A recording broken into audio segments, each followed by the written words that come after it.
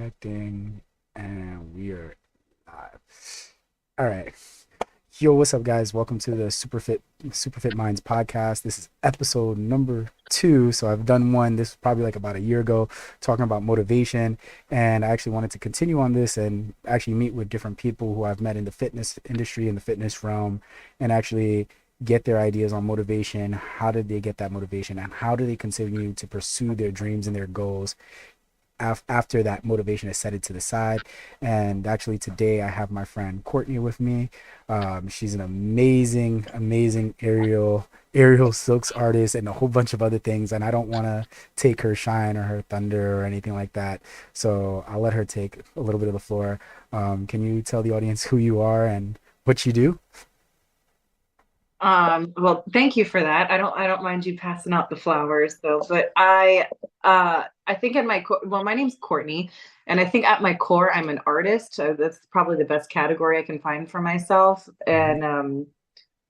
And I specialize in aerial acrobatics, but then I also do things like music and canvas art and just little branches of creative pursuits. So I think at my core, I would say I'm an artist rather than I'm a fitness person or I'm an acrobat, because I think they fall under that umbrella. Yes, 100%. And I've been in the industry. I've been in the industry now probably for about over a decade, so maybe 10 or 11 years. Okay, that's that's a long while, really long while. And how did you get into that? How did you get into the aerial fitness, or actually aerial arts? Because yeah, I think it's more from what I've seen. Like I've seen a couple circ shows. It's very artsy and very creative and takes a Oh lot of yeah. passion. How did you get into that field? I'm kind of a mix. So I had the sports side from the gymnastics background, which you're involved in as well.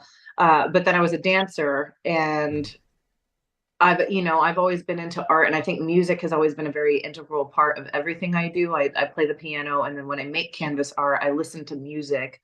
And I've just always wanted to move. So when you do your routines for competition, at least your floor routines, you have music, and that's something that sparked the dancer in me. Mhm. So when I became a dancer, I realized it was more that my artistic pursuits were about reading music and connecting with music. So I transferred over from that as an adult. I started when I was 19, and I'm 29 now. Mhm. So That's really it was an interesting. interesting transition from athlete to artist, and now it's just a nice combination of the two. Hmm, that's amazing. And I wanted to deep dive a little bit. Where did that love for music come from? Was that something that just stemmed from being a child, or was music your getaway, or where's that love for music come from? I was gonna say that everybody's connected to music, but as soon as you said getaway, I think it was that, because I was always that kid running around with headphones in my ears everywhere I went. And you see me at the gym, I do that now, and I Yes. kind of ignore people.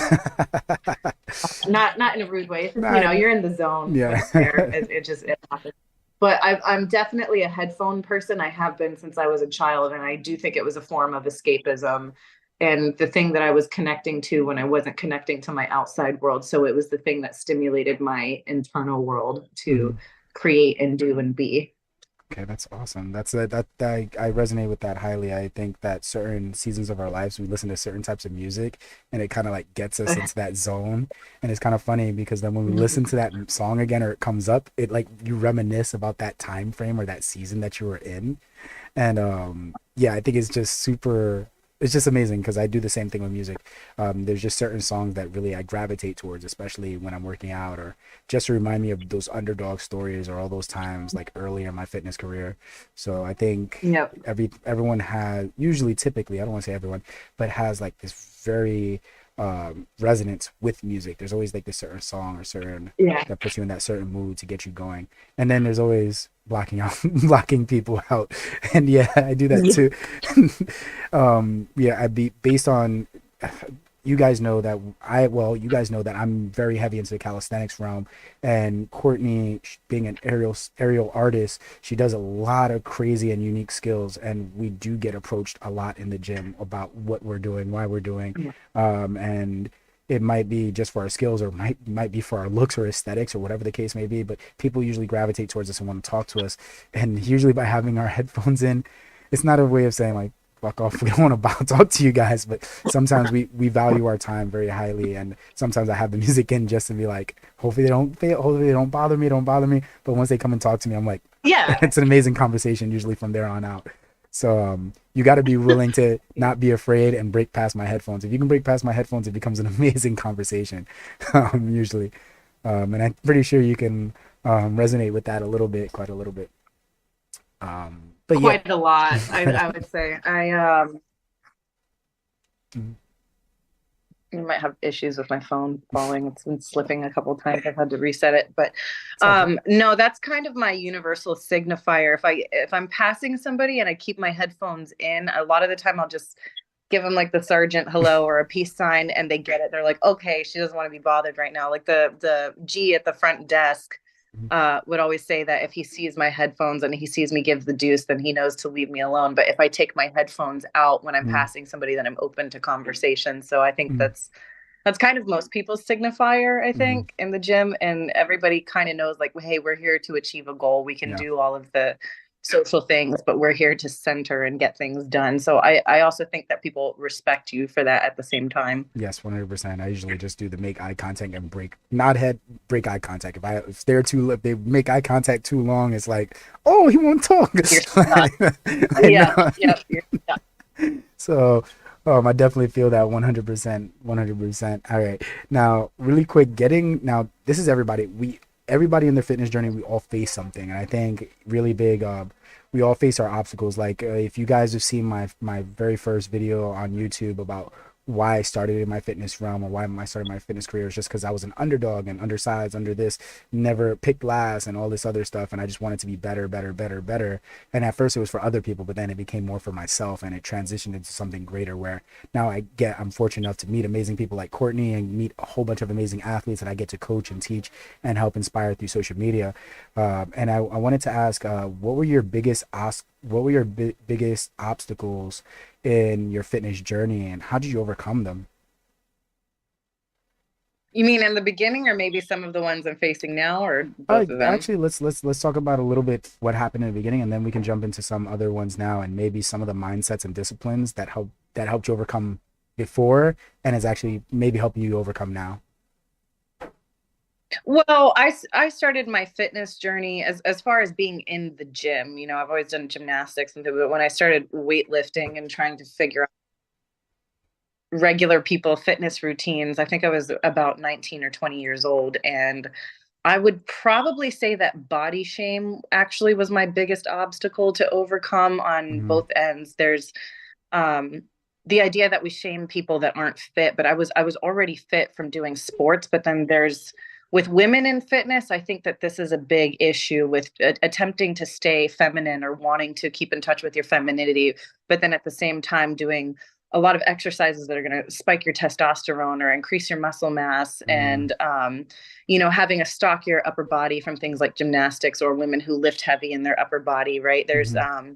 I think there's a lot of stigma that we face with that sort of thing. Yes. And coming from the background that I did, I dealt with a lot of body shame because of different trauma things that I dealt with in my youth and within my family. But so I had this kind of negative view of myself to begin with when I was younger. Hmm. And then as an adult, there's this kind of damned if you do, damned if you don't sort of thing. You can be a big female, it's a problem. You can be a small female, it's a problem. And I think aesthetics with women, and maybe you can weigh in this on the side of men, but definitely with women, because a lot of our value is placed on our looks. Your Hmm. fitness journey can just go left so quick because there's almost no way to win. Yes, I can 100% attest that, especially in today's society, a woman's value is usually highly dependent upon her looks, and that's unfortunately not the way that it is. But it's just like men are Yeah. usually gravitated towards feminine, very feminine looking women, or women that have a certain look towards them, and so more women try to gravitate towards this look or look a certain type of way, and that then they get into all the mental breakdown and depression and anxiety and all these things of trying to fit a certain mold that is not feasible for everybody. I can completely see that. And it's kind of unfortunate, but it's like, damn, like you said, damned if you do, damned if you don't. There's this story of a Oh yeah. guy going into town with a donkey or whatever, with a donkey and his son, and what do you call it, he's holding the donkey, and there's like, oh, people pass by like, oh, why aren't you letting your son be a man and walk the donkey? So he lets his son walk the donkey.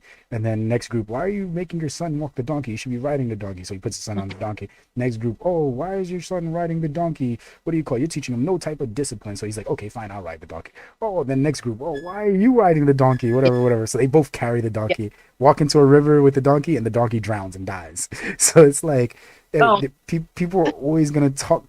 People are always gonna freaking talk crap. They're always gonna judge what you're doing, yep. and I think it comes more down to how comfortable you are in your own skin and how much you can get past all of the BS, the crap that people put out of how you should be. I think there are Mhm. I think that you should work towards the best version of yourself, and I believe that does include health, wellness, spirituality, mentality. I think there's many different stages to this, or financially, but I think also very important. What do you call it? Not getting too sucked into one that you lose yourself based on society's Mhm. how you say it, constraints. So I think yes, Mhm. you're definitely right. And but how did you overcome all that, the body shaming and all the I have to fit this mold, I have to fit that mold, and what was your rise, or where's your point where you stopped giving a fuck what other people think and started pushing yourself? So I have an interesting story for this one. Do you want to go through it? Yeah, hell yeah, let's do it. So, I have told you this before, but I haven't really gotten into a lot of detail. I made a video on my own channel about this particular subject, and I went through my personal experience with watching the dichotomy of something. Mm, And I think just some of it, without the story, is just age. You get older and you start to become more comfortable. You start to become more aware. You grow as a person. And I think with maturity, it's much easier to let those things go and you see how silly they were when you were younger. mm-hmm, So I think that there's a natural progression when you're seeking self improvement. It just kind of follows along with that, that you're naturally getting better with time. And part of that is going to be your mindset. mm-hmm, But what was an eye opener for me was the damned if you do, damned if you don't. And it was easy for me not to want to conform to any mold, realizing that there's when I watched how conditioned people were to like a certain body type and researching how that changed over time, I realized how much it's not only just silly for you to internally worry about it, but externally, people are actually conditioned psychologically and by society to like what they like. A lot of people think that it's inherent or genetic, but when you look at body trends and then having been through working in the professional dance industry and the exotic dance industry at the exact same time. And it's very similar to the donkey story you just told. I would walk into work to rehearse or to do a gig, and people would be telling me at this size, I'm a small woman, you've seen mm-hmm, me, and tell me like I need to lose weight. I had somebody tell me at this size, told me I need to lose 7 to 10 pounds. And then I would walk into the club I worked at that exact same night, and everyone was telling me, you're so skinny. Why don't you eat more? Like, oh, you're so toned and like mm-hmm, tiny and like, do you don't want bigger boobs or whatever it is. mm-hmm, So in the same 24-hour period, I had the donkey story happening where people are like, why aren't you eating more? Why aren't you gaining more weight? At the same time that people were telling me, why aren't you losing more weight? Why aren't you more toned up? So it became like a circus to me. And I realized, oh, people really are just conditioned by their environment to see what it is that they see. So it was very eye opening from an anecdotal perspective. mm-hmm, I already knew this mentally, but then experiencing it, I think added a layer to being able to accept myself, because I realized, well, this group of people only sees it because they're in this industry, and this group of people only sees it because they're in this industry. And I see how much it's more pack mentality than something that we innately want as mm-hmm. humans. And really big it for any women or young girls who might actually be listening on this, how do you overcome that? How do you put that pressure on the side and focus on you, if like in like, because that's crazy, in the same 24-hour period, hearing that like, oh, you Yeah, should be this, and then literally. the polar opposite polar opposite less than 24 hours later, like how do you Wait a minute. Am I big or am I small? Like what's going on here? mm, But yeah. like how do you mentally get past that, or how do you what is the process of like not falling into a downward spiral, not going negative and being like, oh my God, I need to change something about me immediately, or like being, damn, they don't know what that, or how do you get to that point of being like, they have no clue what the hell they're talking about. I'm still doing me. I'm still doing me no matter what. Like how do you, were you already well grounded, or did that come from something else, or you had to go through a mental process to overcome those type of things? I think it was a little bit of both Mm, because I think, and you can tell me your background on this, right? I mm, think that as black sheep in society, we already kind of have a thicker skin, or you get conditioned to things earlier in your life. So by the time you hit your teenage years or your adulthood, mm, you're already broken out of certain mindsets that other people might not already be. So I did have this ability to look at things from a distance or be a wallflower because of my intellectual side and the types of experiences I had. So there was already a little bit of distance, but I would say it works both ways. You kind of have to do both. I fell under the pressure of wanting to gain weight for a little bit, and then I did, and some of it was good and bad weight. Um, and then I didn't feel the best, or it would be a lot harder to get myself in the air when I was doing aerial work, even though I was doing things like bulking my legs. mm. So even though I was heavier, I still had more muscle mass in my lower body. So it wasn't just gaining a bunch of fat, which is not necessarily healthy for you. Yeah, of course. Yeah. And then on the flip side, I got incredibly too small. I didn't feel like myself. So I think a lot of it was going through the oscillation of the two and figuring out where I felt best and what body weight felt best to me, Mm, and where I felt healthy, and experiencing both body types to figure out which one I felt more physically attractive in, and all of that. So I'm a big advocate of, you can learn by being told, or you can learn by doing, or you can learn by doing what you're supposed to, or you can learn by doing what you're not supposed to do. You're going to learn either way. 100%. But I think a lot was uh, the actual process of being the dichotomy of getting smaller and getting bigger, and figuring out which one I liked better. And then I realized I liked being in the middle of those two. Yeah, I can definitely see that. I went through the same exact thing. I was like told undersized, not big enough to play sports, blah blah blah.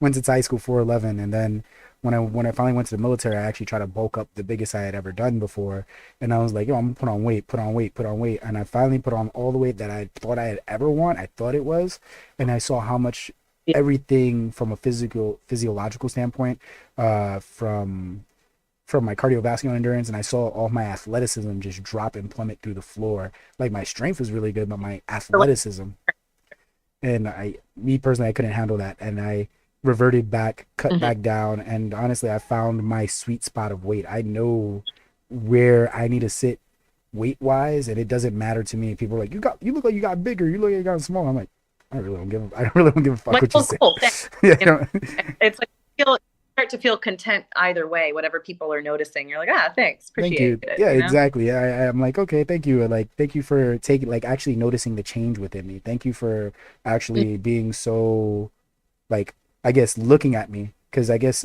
we don't. At some point, your parents don't like look at you anymore. People don't look at you as much as you think anymore, and to see that appreciation, or Yeah. that level of detail or attention to detail from other people, I think is really amazing. And but then it's also kind of amazing how they have this certain expectational view, of how you should be or how you should look, which is also kind of weird, interesting to me. But again, that comes from sociological norms and people and the culture, or whatever the case may be. But that was really really interesting. And then you said that you're still facing some problems today, like even going now in your aerial artistry career or your fitness career. What are you really facing now, if you don't mind talking about it, and what are you doing to combat that, or to try to push past those? So I read, this one might take me a minute. You want to get a little bit deep with this one? Yeah, we can go deep. Why not? I think that's what this is for.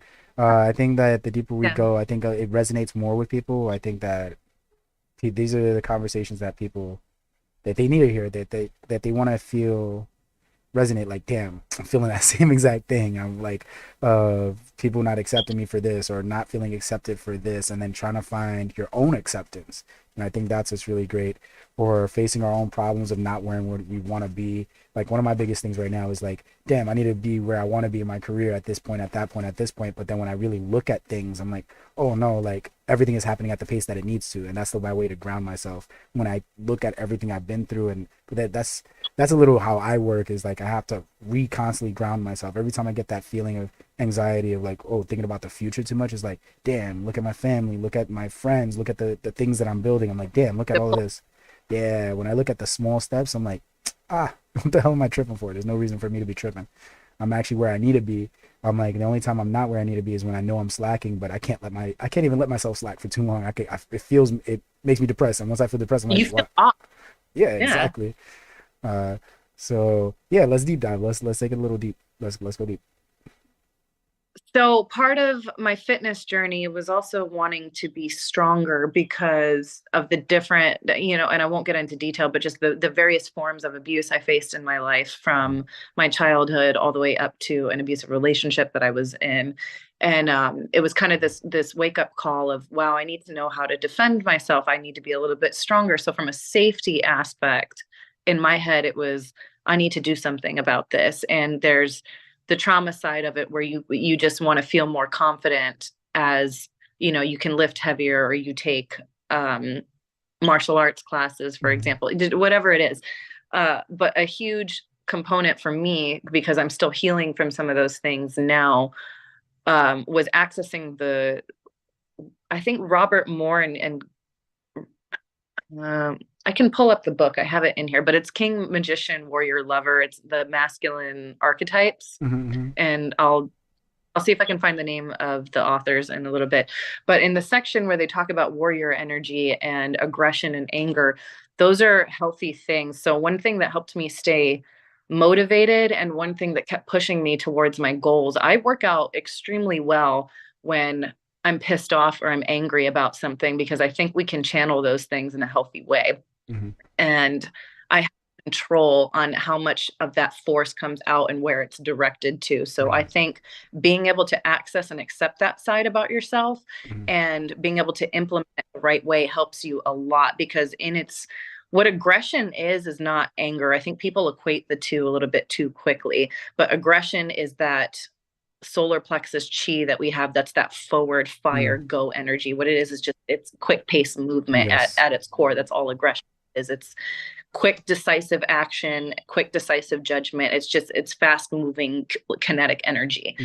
And then when you can take all of the negative emotions associated with it, like anger, because anger is a very quick go emotion, but it's negative. When you can transmute those and add those two things together and direct it into something positive, I think it's something that will always give you fire. Because a lot of people who work out in general, not even just women who have been through the types of things that I've been through, I think a lot of people start working out because, they go through a breakup where they were told they were inadequate, or, somebody somewhere said that their body was inadequate. Like you, a lot of the time it comes from this place of deficiency. Is there's something wrong with me, there's something missing, and it's reawakening that warrior side in you that every person is supposed to have. So I think when you, on a spiritual level, can access that energy and implement it, both in a positive way, and then when you can take all of your negativity and transmute it into positive warrior energy, it just kind of keeps you going, because you're awakening something that's innate to your humanity. It's an integral part of who you are, and that doesn't go away. Okay, I that is amazing. That is like super amazing. I think that everyone, we people go, like you said, go to the gym for many different reasons. For me, like, it was being undersized, and you going through what you went through as a kid, and as through your first relationships.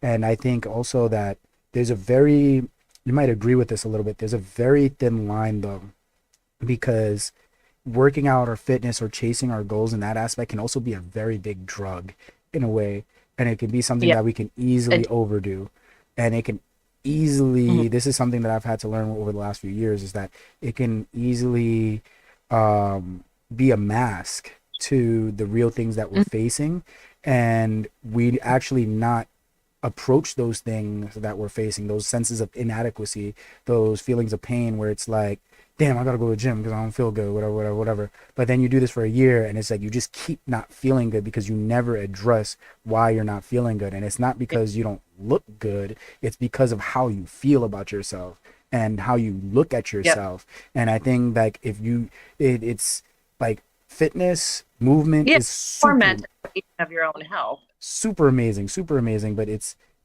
that there's that line, and that's something that I didn't realize before, and someone brought up to me, and I'm like, damn, fuck, I didn't realize that shit. It can be a very, I don't want to say it this way, but fitness and health and or just chasing goals in general can be a bad thing if you do it no Oh, longer for your, 100%. yeah, no longer for how you say it. I don't even want to say. I guess for the wrong reasons. Yeah, actually for the wrong reasons Mhm. for other people because those emotions came from other people that put those on top of you, Yep. and it's like you forget about you. You forget about you during that Hmm. process. So I think that's it's amazing to be able to catalyze and use that energy and strive it within something else. um what do you Hmm. call, I think that's super amazing. All right, I only have like a few minutes left available, so I want to jump into one last big topic.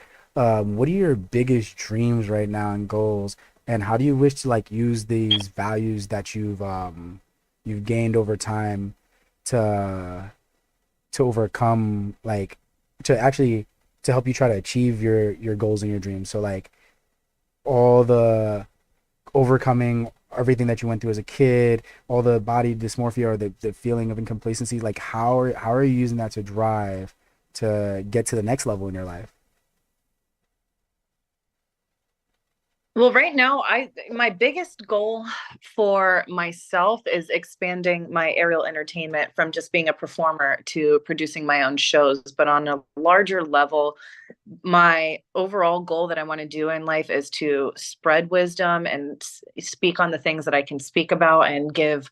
positivity. I think that You're doing it right now. even though everybody has a lot grow and you're always learning a lesson. You're never finished with the race, right? Mm, I know that from the standpoint of life I've been given, I have a lot of things to share that could help people, and I've accumulated a lot of things from other people who have helped me, and I think it's a natural part of the cycle to keep it going, right? It's like a love and gratitude thing. Is you can be filled with love, but your gratitude would be the act of service of returning that out into the world that you got it from in order to do all of the healing that you did or become your greatest self. So a lot of it for me is going to be speaking and helping people and taking action in my everyday life. I have some bigger financial goals, like things like opening up a group home or you know the one of the aerial shows that I want to produce is going to be about mental health awareness and things okay. like that. So I think my biggest goal right now is to destigmatize the fact that we need healing as a population and make it an okay thing Mm,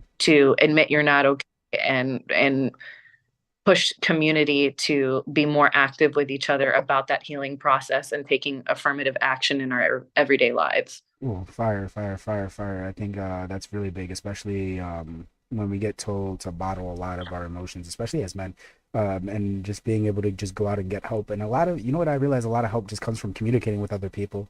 I think the more that we people have intellectual, unbiased conversations like this, it helps people really understand that things are not as bad as they seem, and it's not even like not even Or each individual's and problem is not bad, but there's so many people that resonate with it and it can be a lot worse, and there's people that feel those same exact types of pain, and when you realize that, damn, I'm not the only one going through this and other people are finding ways too, it kind of reignites that fire, like, oh shit, you know what, I got this. And I've realized that the more that I talk to people, the more I meet people like you, it's like, damn, okay, everybody going through their shit, everybody's walking through their fire right now, like, and it's kind of and it's kind of like amazing to, I'm like, damn, where are they gonna be, like, where are they gonna be after this, like, it's kind of, I love that process of just seeing how people grow or the people around me grow, and it's just through conversations, understanding our pains, growing from those pains. And I think that's really truly amazing. And the things that you're aspiring for, I think that's freaking fire, that's super cool. I kind of have the same goals, so the more the philanthropy work of working more with inner city youth and whatnot, so those are really big ambitious goals. And I know you're gonna achieve them. Did you want to say any last few things, or is there anything that you really wanted to mention, or anything like that? Or I did actually, because one of the sentences you said sparked something in me. Yeah, what was it exactly? I think that, people like you and me, like the tons of other people like you and me that enjoy speaking, um, you said that just by communicating with other people, we heal, right? So there's another layer to this. And somebody told me one time, like, oh, all these podcasts are getting out of hand. There's so many. It's like, no, it should get out of hand. There should be that many because our Mm, problem is that we don't speak, and we can see how unifying the same problem is once everybody talks about it. Because if you have the entire population speaking and they say, oh, we all have the same problem, it all happened the same way, from that you can basically gather statistical evidence of, well, this is the problem and this is the root of it. When you have that many people coming forward with the same problem and the same background, you wouldn't know that unless you hear all of those voices and you realize, okay, this is a larger problem we all have in society, and you can't even diagnose or see it until everybody comes forward and says, this is what's happening. So I think the multitude of voices saying the same thing is happening to all of us gives room for identifying the problem as a population and then treating the problem as a population. So I think that it's vital that we speak to each other, and that is a big part of healing, because I think silence is the biggest suffocator of a problem. yes, like community, just having community, community of like-minded individuals that are willing to just better themselves, and it's through communication that only that communities can evolve.